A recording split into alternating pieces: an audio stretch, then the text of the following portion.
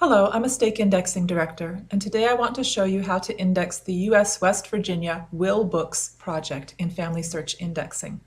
This is a bit of a complicated project in that you really have to look at the text on each page, and there are various types of formats that you're going to see. So here's handwritten, for example. So let me just show you how to do it. What we are basically indexing, there's very little information. We're only indexing the name of the person who made the will. So first we have the page number, and this is at the top here on this particular image, page 1. The event year. Now the year they want is the latest date, which is included in the main body of the will or in any codicils to the will. So you are going to need to read through the will and find the date.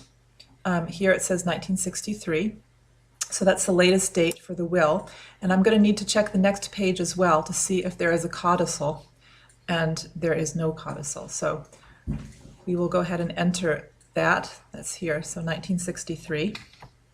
Okay, now the name, that is once again the name of the person who is making the will, and you may find that in several places. Here it's at the very beginning, Patrick W. Larkin. Okay, so we go on to the next page.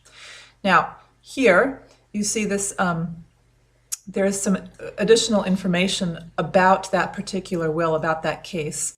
That does not count for the date. So when I filled in the event year, that's only within the body of the will itself. So this 1964, that's additional information that we can just ignore. Okay, so there's no more wills on page 2. We go to page 3, and there is a will here, this handwritten one, so page 3. Event year, once again, we need to look through the actual will, and that's down here, 1963. And the name, it says here, George Thomas Vance, and if you could not read that because it's handwriting, you can also, of course, check on any typewritten information to see if it's there, and there it is. Okay, so, although this handwriting is actually pretty good. George Thomas Vance. Okay, go on to the next page. And now what I want to show you on this page, we have 2 wills. So here we have on page 4, there's this will which is dated 1959, 1959, by James E. Shrout. Okay, and then we go on to the next page, and we see on page 5 that there is another will by John L. Proctor. So I'm going to need to add another record for this image. I'm doing that here with this little icon. Okay, page 5. John L. Proctor and his will goes on to the second page. So here's one date, 1953. And I'm going to need to check the next page as well. See if there's a later date.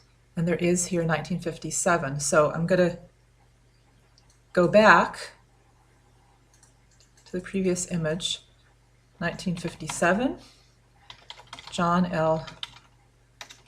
Proctor. Okay, so that's how this proceeds. As you can see, it does get a little complicated. There's a lot of information you need to look at, but really we are only indexing the name of the person who made the will, and the date is the latest date, which is in the actual body of the will.